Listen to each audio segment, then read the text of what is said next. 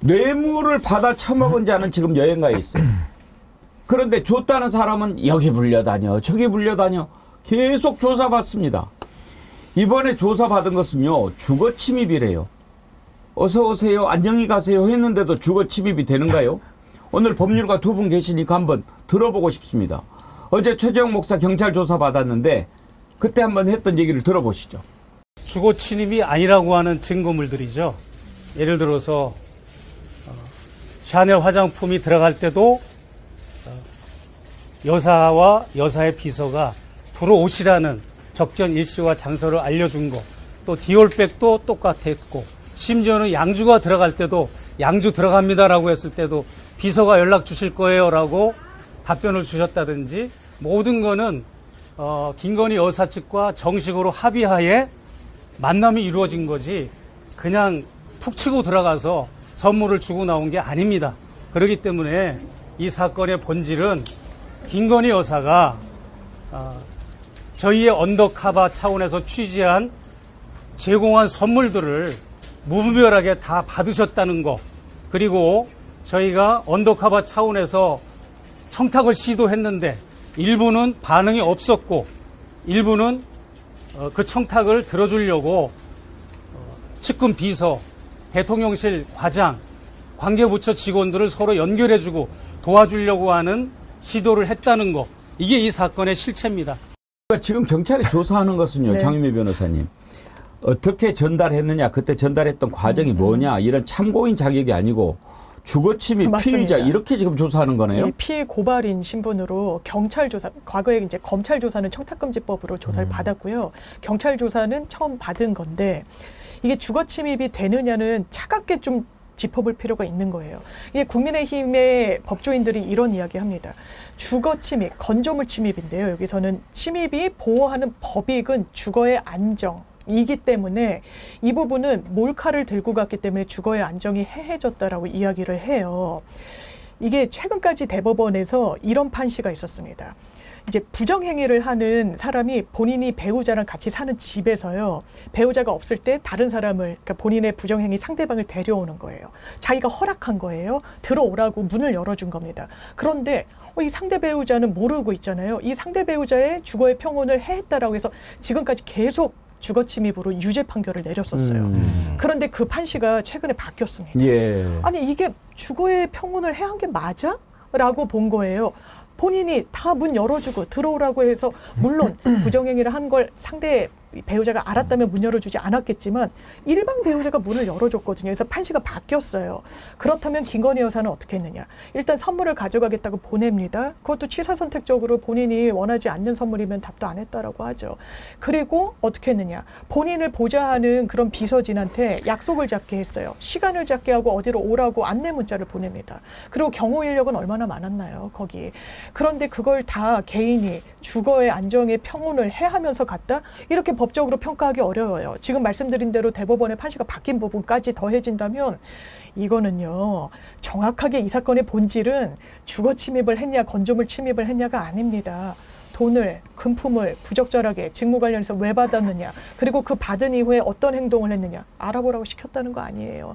국립묘지에 안장될 수 있는지, 통일TV는 송출이 될 수 있는지 구체적으로 알아봤다는 거 아닙니까? 검찰이 수사할 겁니다. 뇌물 아니면 알선수재로 들여다볼 수밖에 없는 사안입니다. 아니, 주거의 신유미 안정은 변호사님. 대통령이 주거의 안정을 해쳤다는 거예요? 아, 그런 법리도 있는데요. 그렇다면 김건희 여사가 아주 적극적으로 들여보냈기 때문에 이 대법원의 바뀐 판시에 의하더라도 처벌하기 어렵다는 근데 저는 이런 게 이해가 안 되는 게 상식이라는 게 있잖아요. 대한민국의 나 이거 가지고 갈게요 하고 사진까지 보여줬고 네. 누구랑 연락해서 오세요 그랬는데 예. 또 갈 때 또 배웅도 했다고 그래요. 네. 예.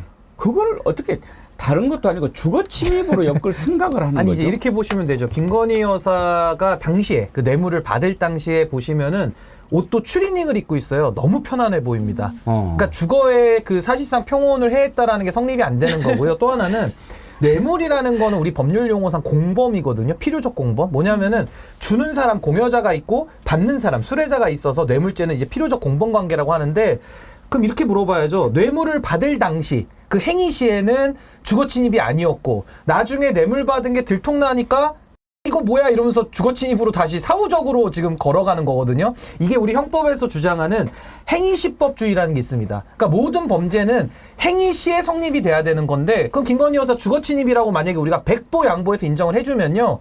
그때 침입 당했을 때 신고를 해야 되는 거예요.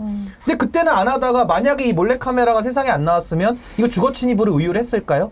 절대 그랬을 리가 없죠. 그러니까 이거에 대해서는 뇌물 받은 게 들통나니까 뇌물을 받고 비밀이 은폐될 때는 주거침입이 아니다가 뇌물 받은 게 세상에 드러나고 부끄럽고 창피하고 본인들의 범죄 행위가 드러나니까 수사는 받기 싫고 하니까 주거침입으로 또 이틀막 하는 겁니다. 그러니까 이건 전형적으로 피해자와 가해자를 바꿔치는 그 검찰 특수보수법을 지금 김건희가 쓰고 있다. 저 그렇게 생각합니다. 근데 이거 우리 이런 사안들을요. 우리가 복잡하게 생각하면 그 논리에 자꾸 빠져들어가게 돼요. 근데 너무 간단하잖아요. 지난번에는 스토킹 혐의에 대해서도 조사했잖아요. 맞아요. 심지어 뭐라고도 했는지 아십니까? 그거를 돌려줘야 된다라고 얘기하니까 그 국민의힘 누구예요? 그 이철규. 내가 네. 걔냐라고 했더니 아니 그거를 돌려주면 횡령이라고 네. 횡령된다. 대통령 기록물이니까. 제가 알기로는 절차를 거쳐가지고 던져놓고 이미 국고에 기속이 됐는데 국고에 기속된 물건을 반환하는 것은 국고 횡령이에요. 불순한 목적을 가진 분이 그 몰래 카메라를 가지고 들어가서 우리가 남의 집 동의를 받고 들어가더라도 동의를 받아도 불법 목적으로 들어가면 주거 침입이 되는 겁니다. 근데 네, 그러면 맞아요. 대통령 기록물은 갖다 준 양주하고 향수는 해당이 안 되고 갖다 준 책은 대통령 기록물 아닌가요? 그거 버렸죠, 그때. 그건 다 갖다 버렸잖아요. 버려버렸죠. 징역 10년. 징역 10년인데. 그거는 무슨 법을 위반한 대통령 건가요? 기록물에 기록물법. 관한 법에요. 훼손시키면 징역 10년 이하로 처벌합니다. 아, 왜냐하면 외국인이 갖다 줬기 때문에 처벌을 못 한다면서요, 지금. 권익위원회에서 그렇게 판단한 거 아닙니까? 그럼 그 외국인을 최소한 외교적인 목적이든 어떤 방식으로든 이게 뇌물이나 청탁금지법에 해당이 되거나 하지 않기 위해서 빠져나가는 논리로 외국인이 갖다 준 거기 때문에 이거는 대통령 기록물이다. 이렇게 판단을 한 거예요. 그러면 그 똑같은 외국인이 갖다 줬던 책이나 향수나 양주나 이거는 지금 어디 있어요? 대통령 기록관이 있어야지 같이. 좀 명품백 어디 있는지를 얘기를 해야지 그러면. 그러니까 정상인들이 아닌 것 같이 보여요. 이게 예를 들어서 방어를 하더라도 상식에 기반해서 뭔가 서로 논리를 주고받아야 사람들이 들을 때 그 말도 일리가 있네. 그런 것 같기도 한데 뭐 이렇게 해야 되는 거 아니에요. 그런데 어서 오세요 안녕히 가세요 했는데 그걸 주거침입이라고 하고 선물을 줬는데 권익위에서 이건 외국인이 준 거니까 뭐 이거 괜찮다고 하고 뭐 이거 그러면 돌려줘야 되는 거 아니냐 그랬더니 이거 뭐 또 국고에 들어왔으니까 또 그걸 돌려주면 국고 횡령이 된다고 이런 식으로 얘기를 하면 대통령 기록물이요. 저희가 주장한 게 아니지 않습니까? 본인들이 지금 논리를 꼬아버린 건데 14조 이렇게 되어 있습니다. 누구든지 무단으로 대통령 기록물을 손상, 은닉, 멸실, 유출하거나 국외로 반출해서는 안 된다. 이걸 어기면 어떻게 처벌하냐면요. 대통령 기록물을 손상, 은닉, 멸실, 유출한 자는요. 7년 이하의 징역에 처하게 되어 있습니다. 그럼 이철규 의원은 김건희 여사 빨리 징역 7년 선고해달라는 얘기예요. 그럼 그 좋습니다. 뇌물로 하든 이걸 하든 기록물이라고 합시다. 이야기한 거 아니에요. 그러니까 이철규 의원이 자백을 했기 때문에 그러면은 권익위의 말을 따라서 이걸 대통령 기록물로 저는 동의하진 않습니다만은 유권 해석을 그렇게 한다고 치면 책에 대해서 훼손을 했지 않았습니까? 버려버리지 않았습니까? 징역 7년에 해당하는 죄를 범한 거예요. 그러니까 저는 이분들이 첫 단추를 잘못 깨고 말을 궤변으로 시작하다 보니까 사후적으로 계속 거짓말 아니면은 궤변밖에 없습니다. 거의 거죠. 오물 같은 발언이에요. 오물 같은 겁니다. 거짓말은 꼬이게 돼 있어요. 지금 보세요. 선물도 이걸 어떻게 지금 우리가 그 속셈 모르겠어요. 국민들이 이거 뭐 방법이 없어. 이거 있네요. 이게 외국인이 선물하면 이게 괜찮은데 최재형 목사 국적이 미국이라는 거 아닙니까? 딱 그랬을 거 아닙니까? 그런데 최재형 목사가 뭐라고 얘기했는지 아십니까? 그 선물 내가 산 거 아니거든. 서울의 소리가 산 거거든. 그렇게 얘기를 해요. 그러면 어떻게 되나요? 그 말도 한번 들어보죠. 두 번째는 제가 외국인이기 때문에 외국인이 주는 선물은 국가기록물로 분류됐다라고 하는 그런 거의 궤변에 가까운 답변을 권익위가 했는데요. 거기서 말하는 외국인은 물론 제가 외국인입니다. 미국 국적의 미국 시민권자지만 일반적인 외국인이 아니라 장관이나 외교부 장관이나 국가 수반, 대통령, 수상 이런 분들 이런 분들을 말하는 외국인이지 일반 외국인이 아닙니다. 그래서 그 조항의 해석이 잘못됐고, 그 다음에 선물을 전달할 때 그 전달한 선물은 제 소유가 아닙니다. 최재형 목사가 내 돈으로 산 게 아니라 서울의 소리 이명수 기자가 그 선물을 직접 가서 구입을 했고, 구입하는 장면도 영상물로 다 찍었고 근거 자료도 검찰에 다 제출했습니다. 그렇기 때문에 저는 그 선물을 전달만 한 거지, 그 소유는 서울의 소리 언론사의 소유권이 있기 때문에 그것은 옳은 법리적 해석이 전혀 아니라는 걸 나는 말씀드리고 싶고. 장윤면 변호사님, 권익이 큰일 났는데. 최재형 목사 말이 더 맞는 거 아닙니까? 법도요, 기본적으로 상식에 기대고 있는 겁니다. 예. 어떤 법 감정과 법 상식을 문헌화한 거예요. 그게 사회적 합의고요. 지금 누가 더 큰 문제가 있습니까? 이건 완전히 법꾸라지의 전형을 보여주는 거예요. 직무 관련성 없다. 그래서 처벌 조항도 없다. 지금 국민들은 애초에 처음에 6개월 전에 그 사실관계 알았어요. 그럼 6개월 왜 쥐고 있었습니까? 이 사건을요. 이거는 윤석열 대통령의 인지 여부에 대해서 당연히 따져봤어야 되는 거예요. 처벌 조항 갖고 있으니까요. 근데 김건희 여사에 대해서 또 설왕설래하고 전압으로 회의를 열었는데 한 표 차이로 갈렸다라고 하고, 거기에 인권위원들이, 권익위원들이 다 친윤이었다고 하고, 이런 비판이 나오니까 딱 떠올린 아이디어가 어떻게 보면 저속하게도 외국인이면, 그런데 이 관련 규정을 보더라도요, 외국인한테 국가 정상이 선물을 받더라도 이거는 신고하고 국가 기록물로 보존해야 되는 겁니다. 지금 그 명품백 어디 있나요? 그 행방에 대해서는 함구하면서 이렇게 빠져나가듯이 이야기를 하면은 저는 그런 생각이 들어요. 권익위, 검찰 여러 군데 벌어져 있죠. 지금 각자가 이른바 윤석열 대통령을 옹호하기 위해서 그 불을 끄고 있는데요. 이게 더 큰 불로 번질 겁니다. 근데 대통령 배우자는 청탁금지법으로 처벌 조항이 없기 때문에 그거는 따로 조사할 수가 없었고, 그리고 받은 건 받은 거니까 그거 뇌물 아니냐 그런 얘기 나오니까 아니야 뇌물이 아니야, 그거는 대통령 기록물이야, 이렇게 해서 얘기가 나온 거잖아요. 근데 대통령 기록물도 보관하게 돼 있는데 받으면 안 되죠. 원래는 예외 조항으로 둔 게 외국인한테 받은 것, 우리 흔히들 얘기하는 것처럼 외국 정상이 주거나 이렇게 한 거를 예외 조항으로 둔 거예요. 그러면 대통령이 뇌물이 성립이 안 되는 거거든요. 그러니까 대통령 기록물법에 예외 조항에 그렇게 돼 있는 거, 그 조항을 활용해서 그런 건 받아도 되니, 외국인이 최재형 목사는 미국 국적자니까 받아도 된다, 그래서 대통령 기록물이다, 이렇게 된 건데요. 근데 지금 권익이 큰일 났는데, 오늘 이명수 기자 명품백 제가 샀어요, 그리고 지금 경찰에 가가지고 얘기를 했다 그러거든요. 지금 사는 것까지 다 그때 영상에 나왔잖아요. 네. 백화점에서. 근데 외국인이 준 건 외국인이지만 사서 한 거는 결국 이명수 기자나 서울의 소리가 했다는 거 아니에요.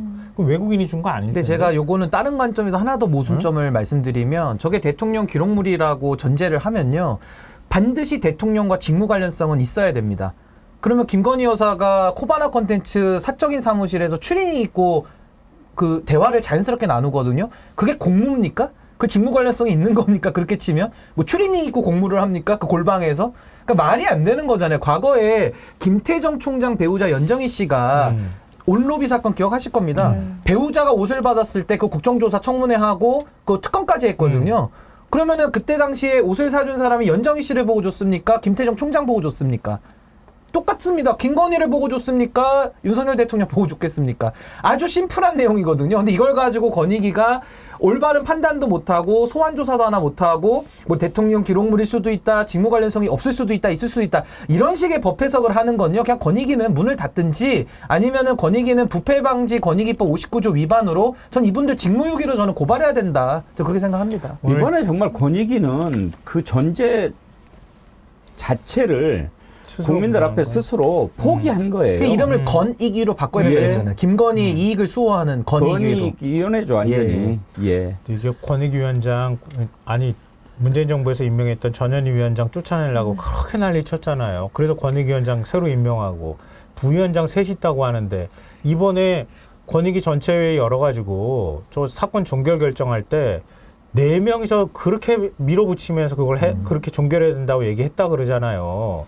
이런 사람들 얘기가 나오고, 지금 오늘 조선일보에 권순환 경제부 기자라고 이 기자 칼럼 같은 걸 썼어요. 그 기자의 시각이라고 하는 칼럼인데요. 세종 그 정부 청사에 있는데 공무원들이 어떤 반응을 보이는지를 써놨더라고요. 그 재미있는 대목이 나와서 말씀드리면 이 점심시간에 그러니까 권익위가 명품백 수수 사건에 대해서 법 위반 사항이 없다 이렇게 결론을 내린 바로 다음 날인데요. 지난 11일 점심시간 세종시의 한 중앙구청 구내식당에 공무원들이 쭉 줄을 서 있었던 모양이에요. 기자도 그 옆에 있었던 모양이죠. 중년 남성의 공무원이 이랬대요. 나도 배우자더러 받으라고 해야겠네. 이렇게 얘기를 했대요. 이게 TV에서 그렇게 결정했다는 내용이 나오는 걸 이렇게 보다가 그런 얘기를 했다는 거예요. 옆에 있던 다른 공무원이 흐흐 하고 같이 따라 웃더랍니다. 하루에도 수많은 민간 관계자들이 공무로 찾는 세종시 청사의 일상에서 바로 이런 장면이 좀 목격되고 있다. 이런 얘기를 하고 있는 겁니다. 또 우리나라 부패 방지 부패 방지 역할을 해야 될 권익위원회라는 곳에서 대통령하고 가깝다는 이유로 대통령 부부를 보호하기 위해 명품이라고 얘기하고 뇌물이라고 얘기하고 막 버럭버럭 막 화를 내면서 막 회의를 하는 이런 게 지금 대한민국의 참담한 현실이 아닐까 싶고요. 요 얘기는 제가 꼭 말씀드리고 싶었는데 아까부터 정치 심리학에서요. 아주 상식적이고 간단한 사건인데 그 사건을 막 본질을 흐리기 위한 하나의 수단으로 그러니까 그 기술적으로 얘기를 하는 게 바로 이런 문제예요. 법적인 논리로 가면 매우 복잡해 보이잖아요. 막 이게 디테일하게 이거 위반이 될까 말까 이렇게 얘기를 해버리면 국민들이 막 판단이 혼란스러워지는 거예요. 일부러 사안을 흐리기 위해서 이렇게 만드는 거예요. 판을. 우리가 생각하는 상식이 딱 그냥 거기에 맞는 겁니다. 어떻게 대통령 부인의 사저라고 할 수 있는 그 사저에 거기다가 관제팀 관저팀이라고 만든 거기를 경호를 다 뚫고 들어가가지고 거기다 갖다 주는 걸 건조물 침입이라고 얘기를 할 수 있으며 대통령 부인한테 연락 취하는 거를 스토킹이라고 얘기하거나 이렇게 할 수가 있겠냐고요. 할 수 있는 방법 좀 가르쳐 줬으면 법을 좋겠어요, 가지고 저한테. 평생을 살아왔던 사람들이 지금 그 법을 농단을 하고 말이죠. 그렇게 하고 있는데 법이라는 게 뭡니까? 우리가 배울 때는요. 법은 상식의 최소한이라고 배웠습니다. 상식에 어긋나는 것을 어떻게 우리가 법으로 받아들일 수가 있겠습니까? 그런데 상식에 어긋나서 법을 얘기한다? 그건 국민을 놀리는 거죠. 지금 국민들이 다 봤지 않습니까? 그걸. 근데 그걸 막 이렇게 돌리고 저렇게 돌리고. 아까 최혜병 건도 마찬가지예요. 경로 안 했다 했다가 그거 드러나니까 이것 때문에 경로했다고 그랬다가 그게 또 문제가 되니까 그건 이게 아니고 또 이렇게 했다고. 가방도 말이죠. 지금 디올백 때문에 그 난리가 났는데 그동안 숨어서 지냈잖아요. 나갈 때 봅시다. 그러면은 좀 뭐랄까 조신하게 또는 좀 눈치 봐가면서 에코백을 딱 들고 와요. 가증스럽게. 에코백 같은 소리 하고 있네. 근데 또 웃긴 게 뭡니까? 어제 우리 보셨잖아요. 수행원한테 가방 던져주는 거. 들고 갔던 에코백이 아니에요. 여수 밤바다님 눈 밝게 뭐 샤넬백이라고 하던데 그건 제가 잘 모르겠어요. 샤넬백이라고 하면 그 명품에 빠져가지고 지금 저 장면 나오는데 노룩으로 이렇게 가방 전달해요. 근데 저 가방이 검정색 가방이에요. 샤넬이라고 그러더라고요. 저 명품에 빠져가지고 그냥 눈이 뒤집힌 거 아닙니까? 어떻게 에코백을 들고 나갈 그런 유치하고 천박한 생각을 했다가 또 저렇게 들고 가냐고요. 정말 보고 있을 수가 없어요. 아니 저는요 두 얼굴의 김건희라고 그냥 요약하면 되는 거고요. 그 위선이죠. 근데 저는 아까 뭐 권위주의 말씀하셨습니다만은 원래 대한민국 법치주의 국가거든요. 근데 지금 권익위, 감사원, 검찰, 경찰 싹 다 무너졌기 때문에 이제는 법치주의가 아니라 이제 윤치주의다라고 이제는 규정을 지어도 할 말이 없을 거고, 전 어제 권익위의 그 발표를 보면서 이제 대한민국은 부패공화국이 됐구나. 이 뇌물공화국으로 인정을 해야 될 것 같고요. 윗물이 맑아야 아랫물이 맑다고 했습니다. 근데 윗물이 저렇게 썩었으니까 아랫물은 안 봐도 비디오인 겁니다. 그래서 저는 대한민국 공직사회의 부패가 이제는 권익위가 무슨 낯짝으로 자기들이 부패 방지의 업을 수행합니까? 아니 공무원들이나 아니면 국민들이 권익위를 바라볼 때 너무 우습고 윤치주의를 위해서 법을 아웃소싱 해주는 저런 국가기관이 도대체 왜 존재하며 왜 국민들이 세금으로 저 사람들 월급을 줘야 됩니까? 저는 정승윤이나 유철환 이런 자들 있잖아요. 직무유기로 반드시 책임을 좀 물어야 된다. 아직 법 왜곡죄가 없기 때문에 저는 직무유기다라고 저는 봅니다. 아크로비스타 주민들 시간 나면 한번 그 분리수거장 가보세요. 에코백 있을지 모르겠어요. 얼마나 많이 에코백 갖다 버렸을까 싶은데 지금 도이치모터스 특검 하고 있는데요. 디올백 특검 이거 해야 된다. 전현희 의원이 얘기하고 있습니다. 한번 들어보시죠. 저는 법사위이기 때문에 지금 현재 이 디올백 수수와 관련된 이 부분이 김건희 여사에 대한 청탁금지법 위반이 아니라 이 부인을 통해서 청탁을 받고 금품을 수수했는데 신고하지 않고 반환하지 않은 공직자인 대통령의 청탁금지법 위반의 소지가 매우 높고 이 부분에 대해서는 지금 아무런 수사도 제대로 이루어지지 않기 때문에 김건희 윤석열 대통령 부부의 청탁금지법 위반 그리고 또 더 나아가서 이 청탁이 민간인인 김건희 여사를 통해서 알선수재나 이런 혐의가 있는지 이런 부분에 대해서도 살펴볼 필요가 있다고 생각합니다. 그래서 이 부분에 대한 특검이 이번에 권익위의 이 무혐의성 면죄부에 의해서 특검이 반드시 필요하다는 것이 입증이 됐고요. 거기에 더불어서 권익위의 이 말도 안 되는 솜방망이 이 처분에 이르는 그 경위와 거기에 대한 책임까지 같이 규명할 필요가 있다. 그래서 이와 관련된 특검법을 준비를 하고 있습니다. 장미 변호사님, 네. 알선수재 네네. 법리적으로 어떻게 보십니까? 알선수재라는 건 그렇습니다. 공무원이 아닌 자가 공무원이 처리할 수 있는 업무에 관련해 가지고 알선을 하고 금품을 받으면 그걸 처벌하는 거예요. 그렇다면 김건희 여사가 거기에 들어맞을 것인지를 따져봐야 되지 않겠습니까? 금품을 받았죠. 그럼 뭐 영상으로 남아 있으니까 다툼의 여지가 없습니다. 그리고 뭐 샤넬 화장품을 받고 디올 명품 가방을 받은 건데 그 과정 중에 어떤 게 있었습니까? 대단히 구체적인 청탁이 있었어요. 통일TV 송출과 관련해서 그 미국 하원 의원의 국립묘지 안장 등과 관련해서 실질적으로 실무진들이 움직였다라고 진술이 나오고 있죠. 그러면 김건희 여사는 공무원이 일단 아니니까요. 공무원이 아닌 자가 금품을 받고 공무원이 할 수 있는 일을 가교 역할을 해준 겁니다. 그래서 검찰에서 알선수재를 들여다보겠다고 하는 거고요. 또 하나는 뇌물죄로도 들여다볼 여지가 있어요. 최순실 씨 관련해 가지고는 뇌물죄는 기본적으로 공무원을 처벌합니다. 돈 받은 공무원을 처벌하는 거지만 비신분범인 일반 개인도 공범관계에 있으면 처벌했어요. 이건 윤석열 대통령이 처벌했어요. 국정농단과 관련해서.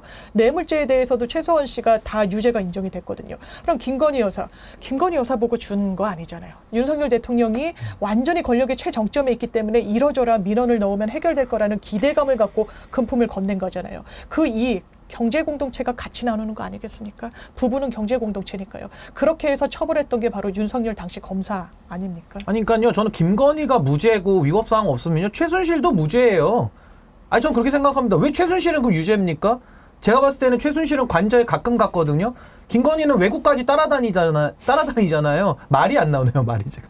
그러니까 더 가까운 사이인데 더 센 범죄는 눈 감아주고 면죄부 주고. 아니, 최순실이 진짜 감옥에서 곡하지 않겠습니까? 이렇게 하면? 그 검사가 윤석열 한동훈 검사입니다. 도대체 법을 어떻게 자기들이 입맛에 맞게 그렇게 고무줄처럼 갖다 씁니까? 말이 안 되는 거죠.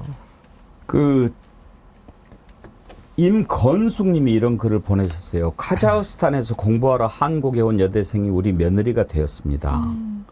이번에 카자흐스탄 언론이 김건희 성형 외모에 대해서 보도했는데 우리나라에 거주하는 카자흐스탄인들한테 불이익이라든지 말도 안 되는 이유로 보복하는 건 아니겠죠.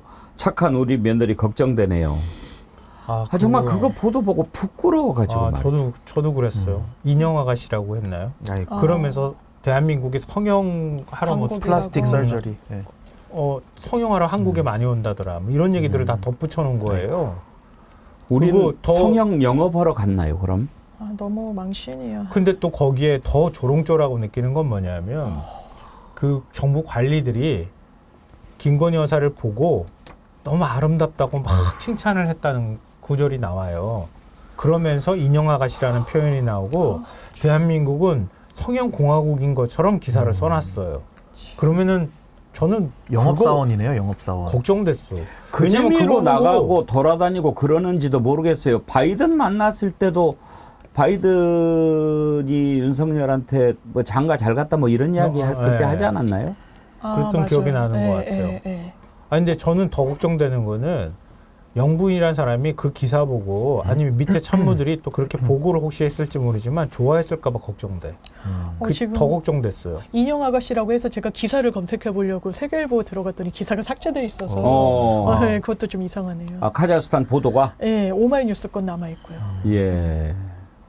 아 지금 나가서 이렇게 돌아다니는데 돌아와서는 또 나가는 거는 어떻게 해서든지 막아야 합니다. 이렇게 돌아다니면서 나라 망신시키고 이제 어떻게 그렇게 할 수 있습니까? 왜 조사 안 합니까?